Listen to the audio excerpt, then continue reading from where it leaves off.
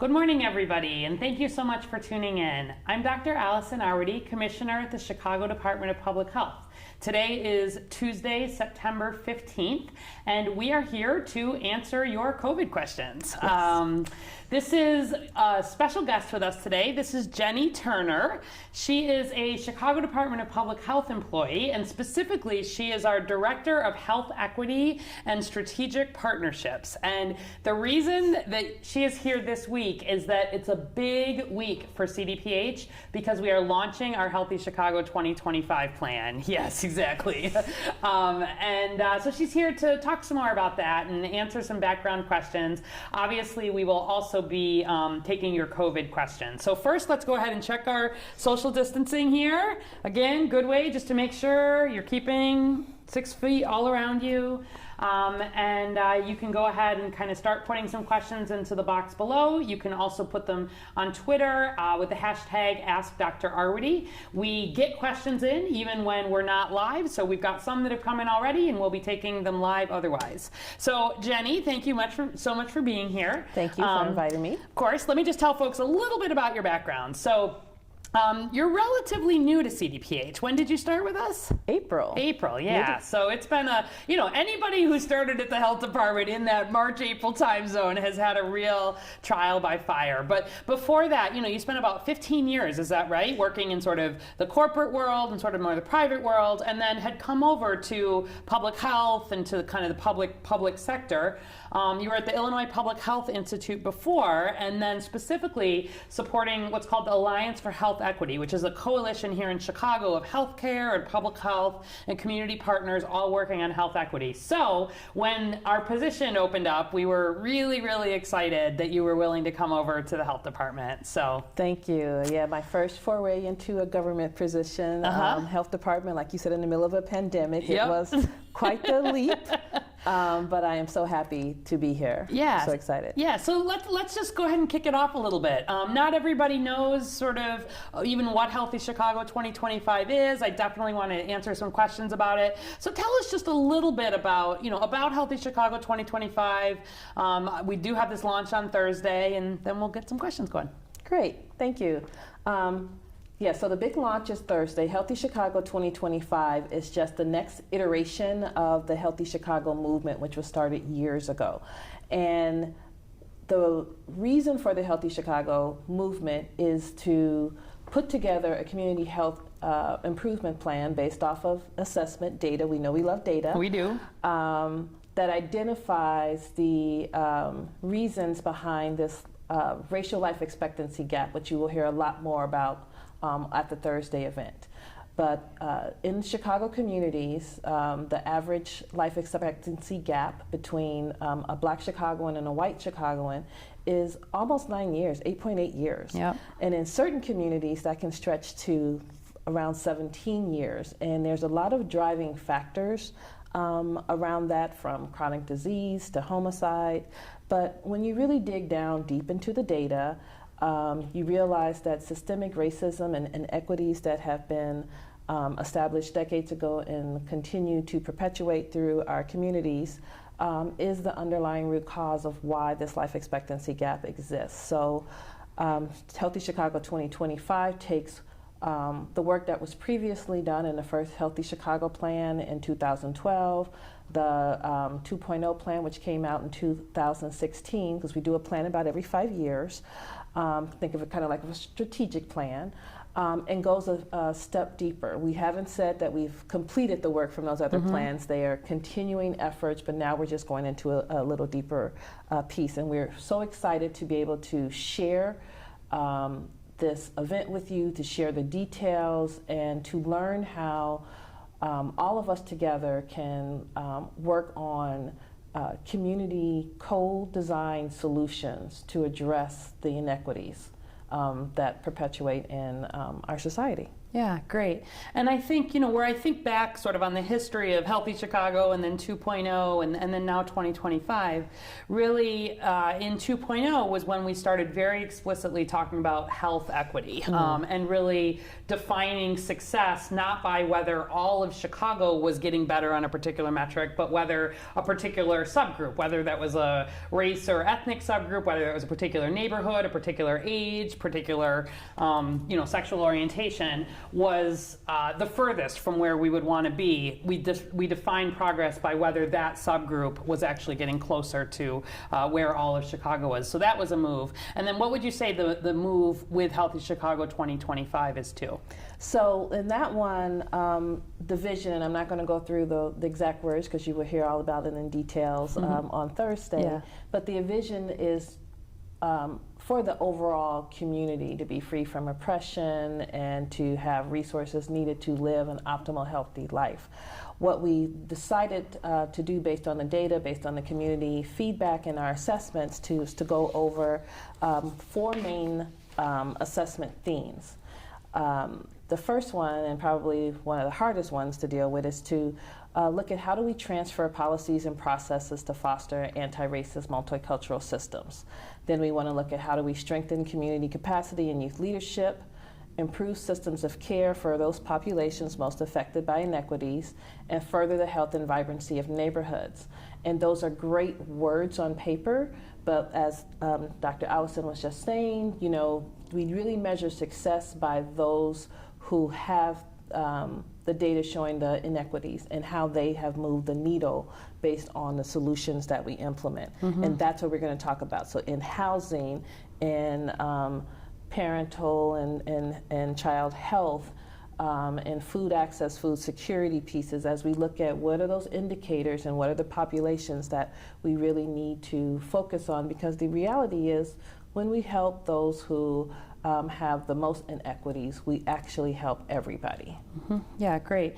And I think, where we had been very sort of talking very explicitly about health equity 5 years ago, we're even more specific about sort of race and sort of racial health inequities and being more explicit about that. And it's interesting because that we had actually made this decision with, many, many partners prior to COVID, yes. and prior to the real uprisings around, after the murder of George Floyd and everything that has sort of come. This was actually something that we had already decided to go in this direction. Yes, we are not new to the party on this at all. So these were things that were developed over the past 2 years. But what COVID really has done, and you'll see this on Thursday, is really highlight those inequities that led to the discrepancies in death rates and case rates in our Black and brown communities here in Chicago.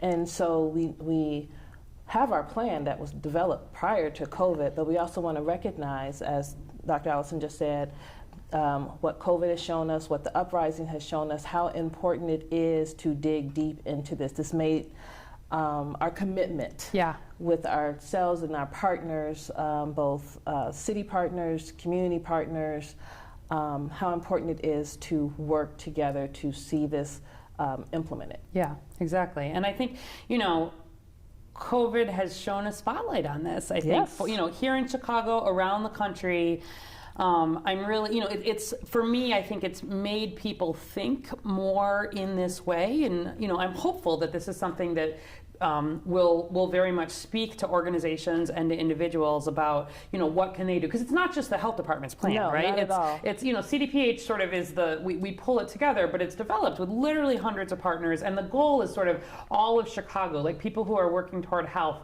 How do we try to row together is kind of the way I think about it. Exactly, because the public health system goes beyond just what people traditionally think of public health. It's not hospitals and healthcare and health departments alone. It's businesses, it's faith-based, it's the other CBOs and other sectors that you may not really think have a place in public health. But the reality is, health equity permeates throughout all of society. So what we're doing in the event is that part of the event will be a panel with some Q&A from viewers. And we made sure to try to get as many sector perspectives as possible on this panel. So we have a business perspective, we have academic researcher perspective, community research perspective, youth advocacy perspective, nonprofit government, all around the table to discuss the importance of this plan and the importance of seeing it implemented. Yeah, all right, great. So let's take a minute and actually look at our COVID data. If we can pull up the dashboard here. Got it up? All right, great. So just as a reminder, you can go to chicago.gov/coronavirus, and right up at the top is latest data, or to chi.gov/COVID- to get here directly. And you can see, first of all, that our test positivity rate is still holding above 5%. It's at 5.2%. So we are, we're doing okay there, but we really need to get that down. There's nothing magic about 5%, but it is generally considered when you can hold under that rate, particularly for the test positivity. It's broadly, there's enough testing, you're in good control, and we just continue to hover right around that mark. Our case numbers, though, are definitely looking better. So we're at 263 cases per day as a rolling average. You can see a week ago we were at 315, so we're down about 17%. We like to see that. One thing, though, is that our tests are down. So you look at the tests are down to an average of 6,712, down about 16%. And that's actually why we don't see the test positivity change, because the test positivity is just the number of positives divided by all the tests that are done. The reason those tests are down actually predominantly is because of Labor Day weekend. So over Labor Day weekend, all 3 of those days we had very low testing, just 2,000 to 3,000 tests on a day, whereas normally we're doing 7,000 or 8,000, and many fewer people diagnosed. But nevertheless, heading the right direction. It's not just testing, where we were over 350 back a few weeks ago. This is some real progress in the right direction. And if we look here at the daily data, the daily by demographic, first of all, I want to highlight the person positivity, the people positive. So remember, test positivity, which is the one that is used by the state, and it's the one we therefore lead with, that's the one at 5.2. We're doing better than almost any other region in the state on that, although I still want to see it better. But our person positivity here, which is where you take the number of tests and divide it by the number of people tested. So somebody who's getting multiple tests only counts once here. Our person positivity is at 8.1%. And that's definitely higher than what I want it to be. That's the number where we're comparing between different neighborhoods or gender or race, ethnicity. We use that person positivity rate, and that too remains a little higher than I'd like it to be. But the confirmed cases are coming down. The deaths are holding stable at 2 per day. Hospitalization numbers look good. And I do just want to highlight quickly here on the race ethnicity data, because we're seeing some real progress here. I'm going to just bring it in here so we maybe look at the last couple of months. And the blue here represents Latinx, so Hispanic or Latino Chicagoans, and who have been, especially over the last couple of months, disproportionately impacted by COVID. Those numbers are really coming down nicely. So very pleased to see progress in that group. There's been a lot of work, in community, in testing, like with everybody, to try to make sure that we're putting some additional focus there right at the moment, and that's been some really nice progress. Also just highlighting, if we look by age, again, just over those last 2 months, that red line is our 18 to 29-year-olds. You can see it's still the highest group and sort of disproportionately for cases, but also actually coming down quite nicely. And so I've been pleased to see that both kind of in the neighborhood, race, ethnicity focused, and in that age focus, a lot of our improvements are being driven in the areas we'd most like to see improvement. So, feeling like things are slowly heading the way we'd like them to. Obviously, we want to be in as good shape as we possibly can as we start to get into cooler weather. We're not going to have as many opportunities to do things outside. We'd like to be able to be in a space where we can have more capacity indoors, things like that, where we lose the outdoors. So seeing some more progress in this direction is definitely the way we want to go. All right, and I encourage you to explore some more if you'd like to see what's coming on. So let's see what we've got in terms of some questions coming on, and then sort of move from there. So here's one right from the beginning.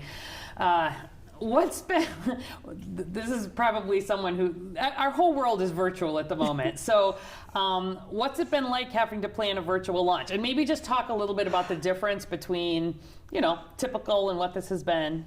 Yeah, so it's been interesting. That's my safe word, interesting. The launch was originally supposed to happen back in April, and it was going to be an in-person launch, about 500 people. And now that, as Dr. Allison said, we're in a virtual world, so I will start with a positive thing. There's not a limit to the amount of people who can attend. We will be sure to give you the link where to go register.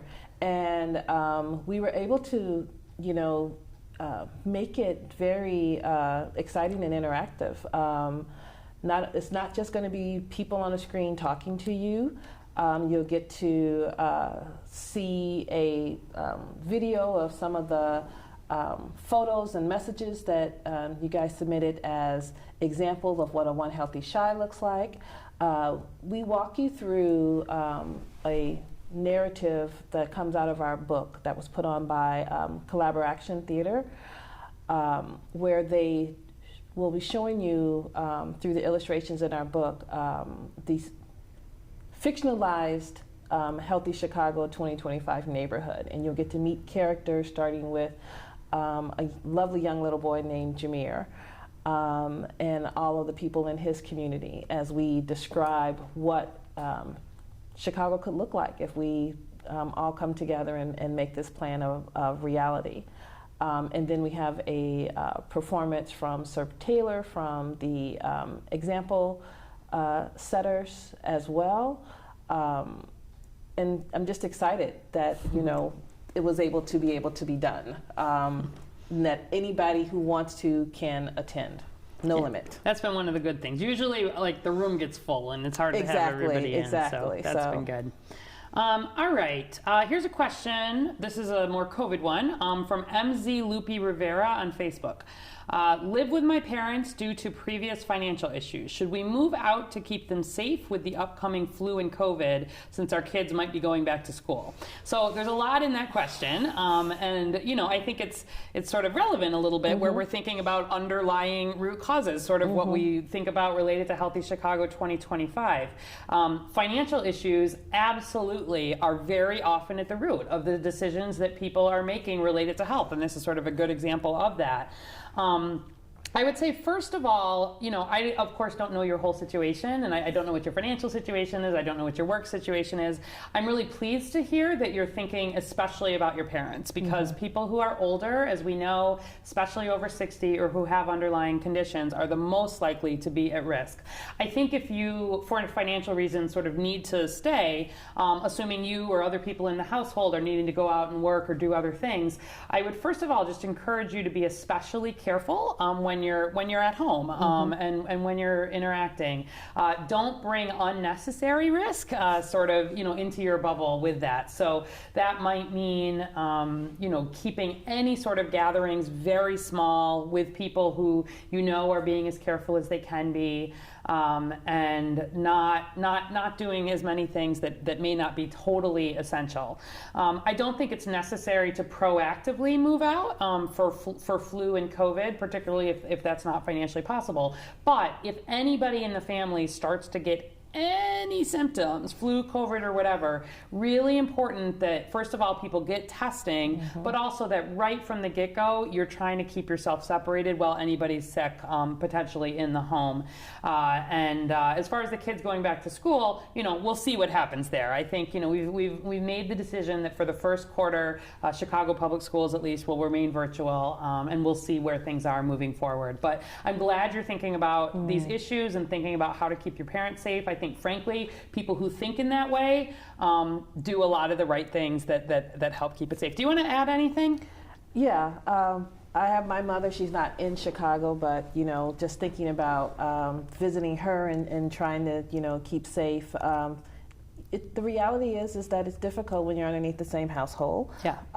As Dr. Allison said, figuring out how to separate. Be as realistic as possible what you can do. If it means behind every time you go to the bathroom, you were, spot spraying that bathroom, do what you need to do. If you feel more comfortable wearing a mask around your parents until you know that you are cleared from any symptoms, do that as well. But it's just, as she said, I think it's very important that you are considering those situations as you're moving forward through this. And particularly, if you do become sick, particularly with COVID, like know that, that we will be reaching out to you, we collectively, all of the case investigators, contact tracers, and we'll be working with you, would work with you very specifically around, are there needs that you have in your household, home, right. Quarantine, isolation, food, housing, whatever it might be.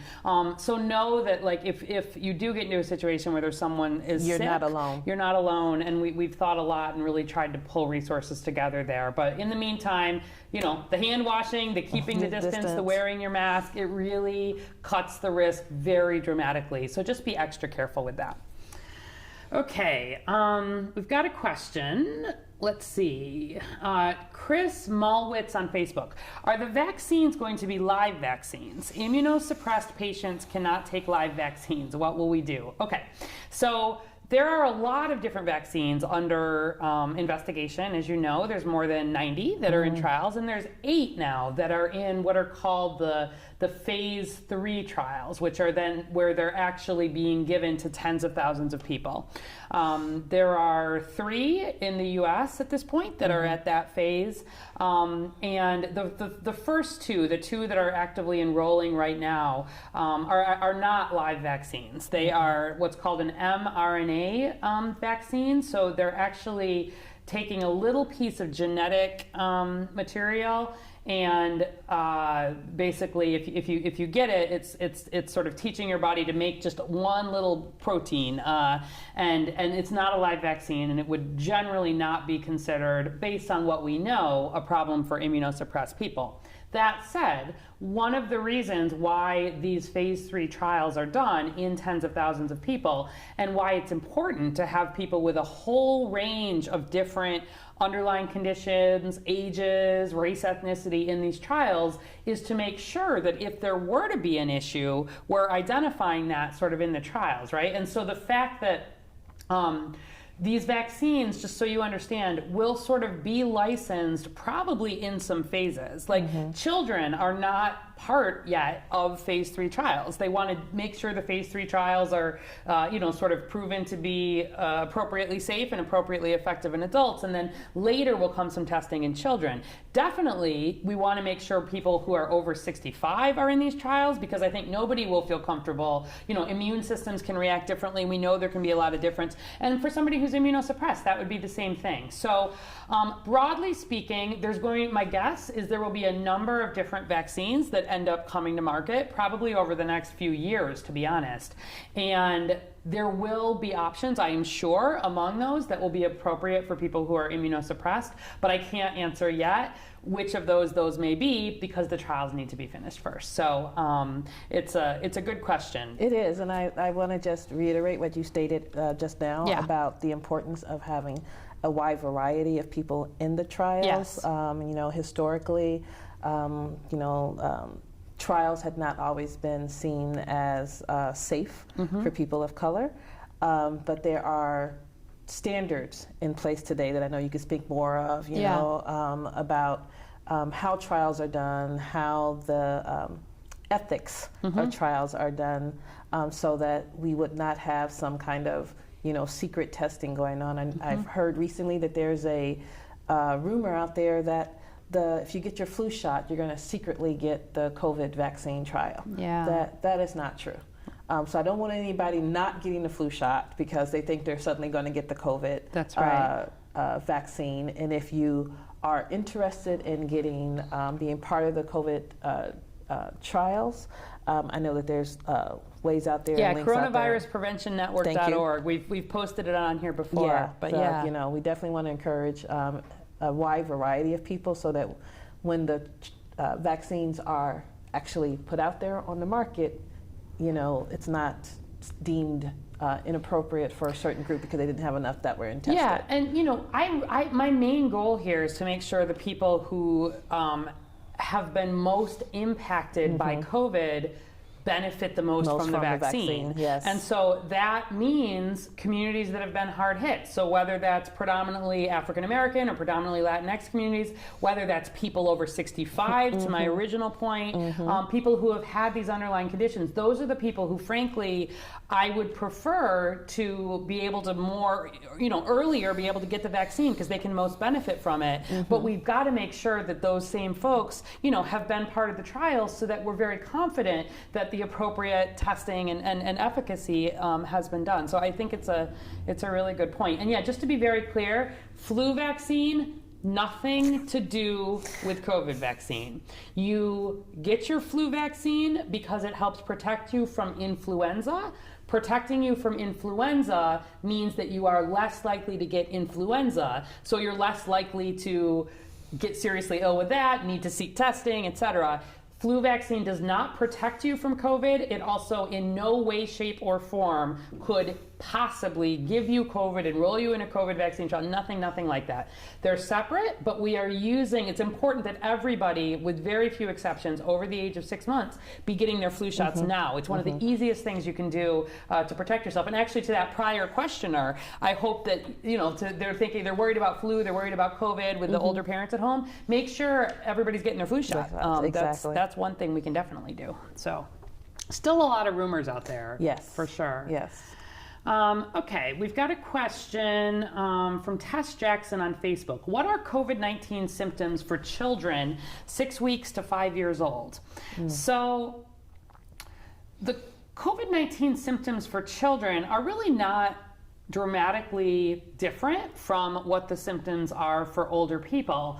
But what we've seen is that children, by and large, tend to have less dramatic symptoms. So young children sometimes can have COVID and literally just have sniffles, mild fever, a little bit of a cough, not as obviously getting as seriously ill as some older people. It doesn't mean that young kids can't get seriously ill, and we certainly have had examples of young children needing to be hospitalized, in very rare cases even dying from COVID. But by and large, the same symptoms, and this is what's going to make it really hard as we move into cold and flu season, traditional cold and flu season. You're not going to be able to tell, looking at a child, whether they have influenza, whether they have any of the other respiratory viruses that are going around, or whether they potentially have COVID. And so another reason to get the flu shot, especially for kids right now, is that helps decrease the risk for really serious flu that puts kids in the hospital every year. Fever, shortness of breath, cough, fatigue, not feeling well, those can be symptoms of COVID. And so especially if a child's been exposed to someone with COVID, we want to make sure they're getting the appropriate testing and just like everybody else. And we've got more information actually on the website about that if you're interested. So check out chicago.gov/coronavirus. There's a whole section on kids. All right, Nikhil Turang on Facebook. I am going to New York next week for 1 day. Do I need to quarantine after return? Okay, so the answer is that from the standpoint of Chicago, you do not need to quarantine here in Chicago because New York is not on our quarantine list. And we'll be doing an update actually at 1 o'clock today. We've got a press conference to do an update as we do every Tuesday, partly in terms of what states are on that list. But New York, New Jersey, all those states out east are doing very, very well from COVID. They have rates right now that are well under 15 cases per day per 100,000. And so here in Illinois, we do not have any quarantine in place for states that are in good control. So from the Chicago standpoint, you can travel no problem. However, New York and many of those East Coast states are trying to protect their own progress, and they have put some quarantine requirements in place for people traveling from the Midwest, so from Illinois. So, if you want to look at the details in New York, depending on what you're doing, they actually have quarantine requirements in place for people traveling from here. So I know that can be complicated for people, but I would encourage you, look at the New York Health Department, or if you've got, depending what you're doing, reach out to New York to find out. But from our standpoint, you can travel to places that are low risk to COVID and return to Chicago without any need to quarantine. So I hope that helps clarify that.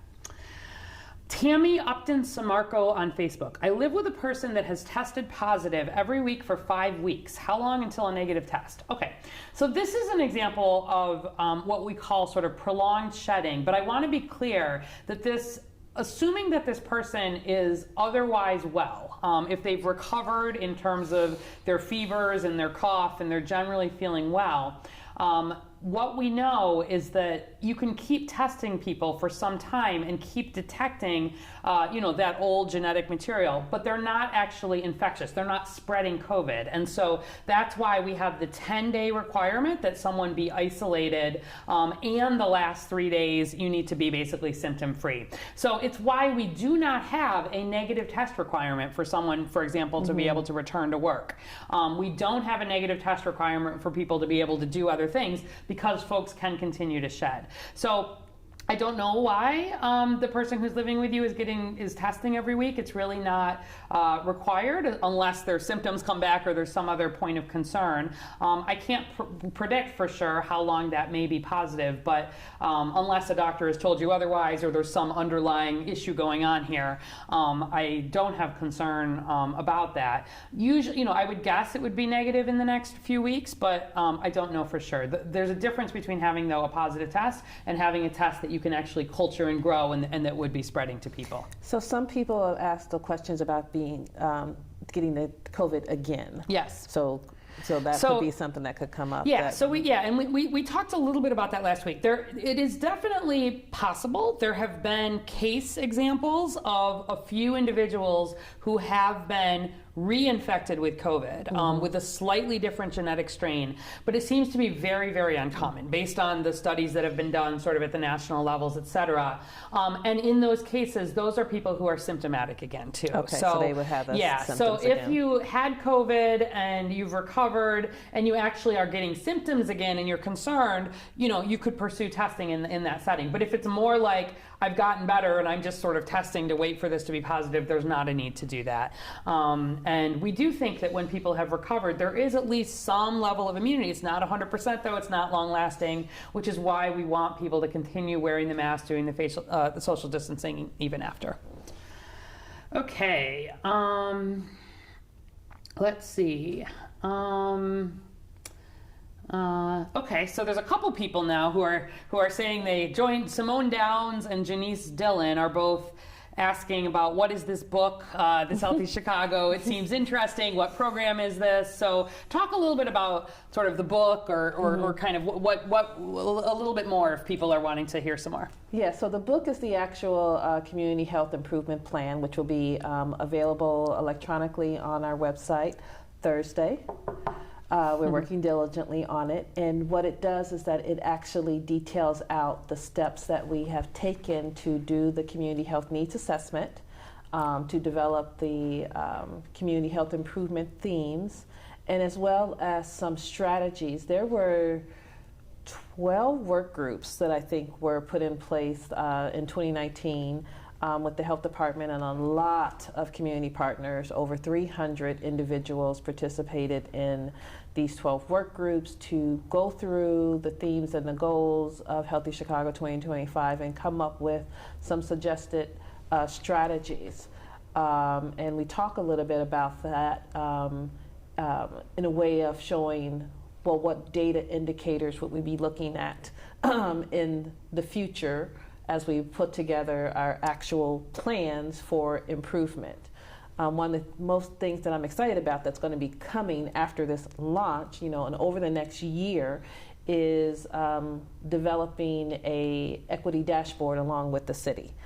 Candace Moore, Chief Equity Officer. She's been a guest on here before. Yes, and she is the moderator of our panel and our event for Thursday. Their office is working with our offices to kind of come up with like a citywide equity dashboard, and we want to bring in community voice into that development, community data scientists to tell us what's important to the community as far as data. What should we be measuring to say whether or not we are really seeing improvement in health equity? So the book is like the culmination of that Typically, in pre-COVID world, we would have a book, we print it, and we call it done. I really see this book as living, that we're going to continue adding to it, maybe supplements, maybe just on the website, as we do this journey around what is it that the implementation really looks like going forward. And I hope our two viewers who asked those questions, and shout out to Janice, also a Janice here, that you guys will continue to watch our website for ways to get directly involved in this process. Yeah, and there's a follow-on. Where will we find the book? So so at the launch, which is again, it's Thursday from 2:30 to 4. We'll post how to, right at the end. We'll post sort of how to register for that. We'll have a link. We'll have availability. That's sort of when you'll first be able to kind of get this and download it. But then it'll be on our website. There will be a lot of information about this. Again, this is what we're using really for the next 5 years. At the health department and as the city, wanting to really fit our work into this. This point you were making about making data usable and sort of in as communities want. I think it's been for me one of the interesting pieces, even as we've worked to develop our dashboard, right? Which I show here. Yes. Working with the Race Equity Rapid Response team and really getting some feedback about even some of the way that we word things. As opposed to, like, epidemiologists always want to talk about rates. Okay, this 15 cases per 100,000, that's how you compare. It's sort of the statistically appropriate way to compare across jurisdictions, but that doesn't mean a whole lot to people. And so we also worked, really with direct feedback as we were developing this to say, if you go and you hover over the neighborhoods, you can see, 1 in 5 people in my zip code has been tested for COVID, or 1 in 38 people in my neighborhood, has been diagnosed, and trying to turn that data into something that is a little bit more meaningful, I think has been good for us and interesting. Excellent. And my background is engineering. Prior to public health, yes. So I spent years as an aircraft engineer, so I'm used to tech data. But sometimes when we look at these data, if it's not something you're familiar with on an everyday, you just do this because you're like, that's not what I'm trying to understand. Yeah. But that feedback from the community helps develop, like you said, data that's in a usable format. And we did the same thing with the plan. We kind of went a little away from a very strict academic wording in the plan a lot and tried to make it more user-friendly. And then if you are a data lover and you want that tech, we have the links there to get you right into the data compendium, the Chicago Health Atlas. I was like, Healthy Chicago Atlas. I'm like, no, Healthy Chicago is just in the brain. ChicagoHealthAtlas.org. You want to see data, that's your place. That's the place. Exactly. So we definitely have the links for people who want to see data. And what I love about the Atlas is that you can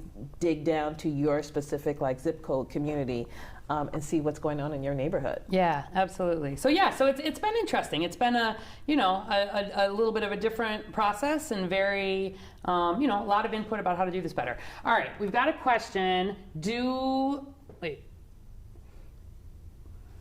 Is mental health work part of Healthy Chicago 2025?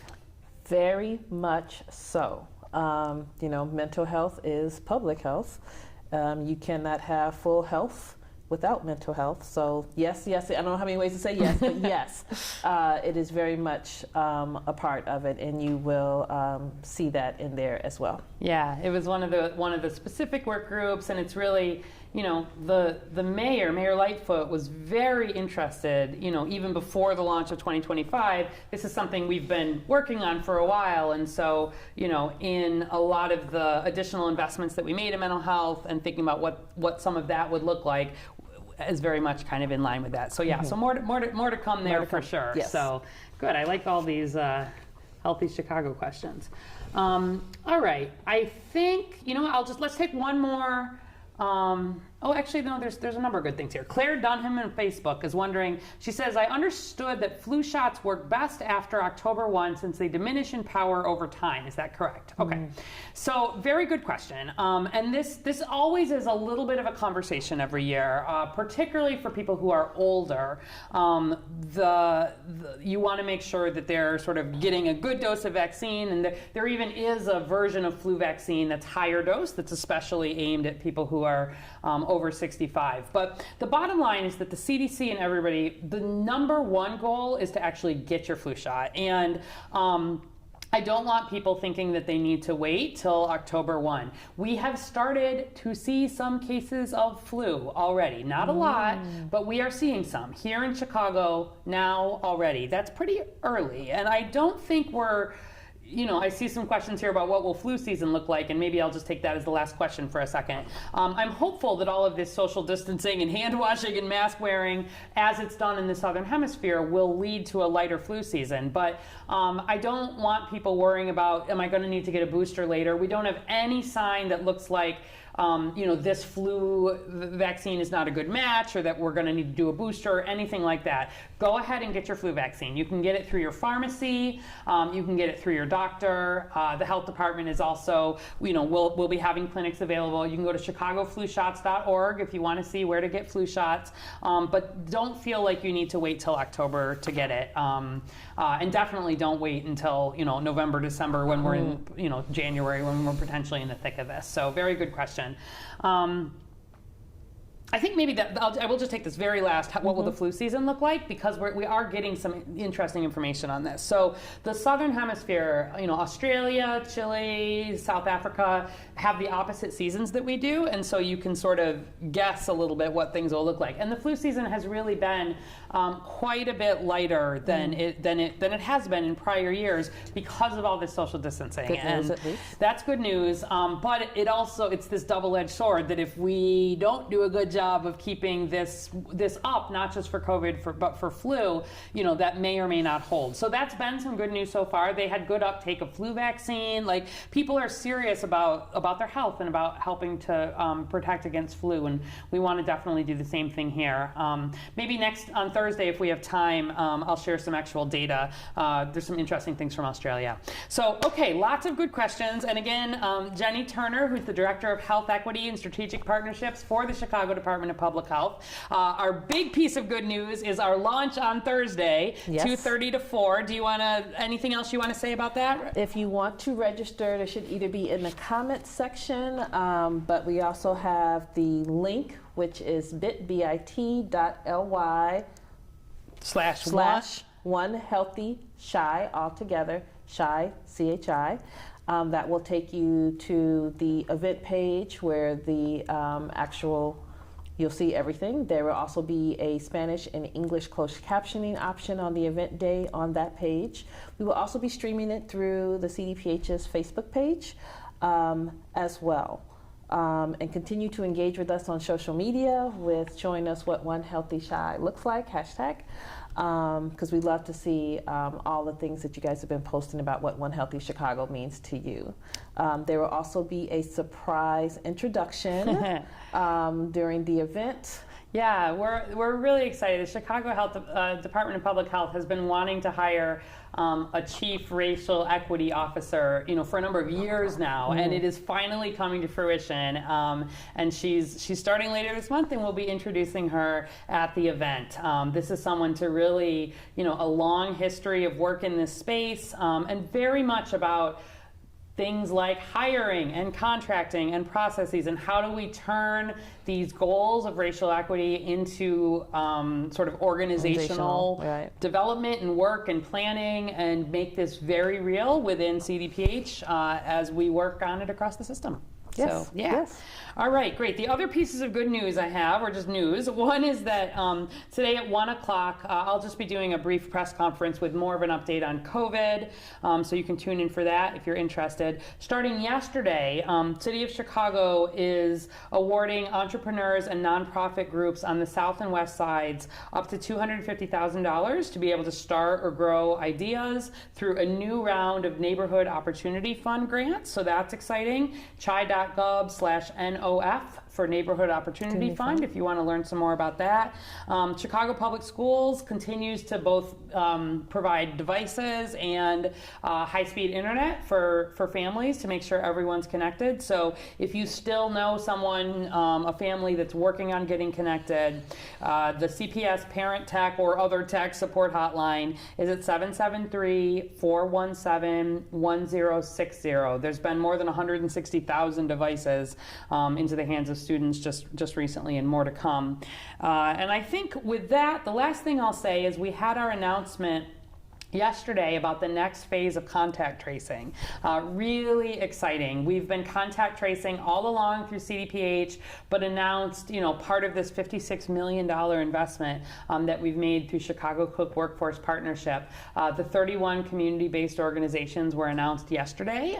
They are hiring people specifically from neighborhoods of high economic hardship to do this work of contact tracing. And, we can, again, on Thursday, maybe we'll talk a little bit more about it, but really exciting opportunity to hire 600 people, yes. In the areas of Chicago where economic development and jobs are most needed, and get folks into these roles and help work on COVID sort of in community and across Chicago. So very excited. And chitracing.org or chitracing.com is where people can go if they themselves are interested in one of these jobs to learn more. So lots of good news. Again, Jenny Turner, thank you so much for being on. Thank you for having me. Of course. We will be back on Thursday at the regular time, 11 a.m. Central, and we'll take some more of your questions and keep talking about COVID. In the meantime, do everything you already know will work to protect yourself and your family, and be safe, Chicago. Thank you. Bye.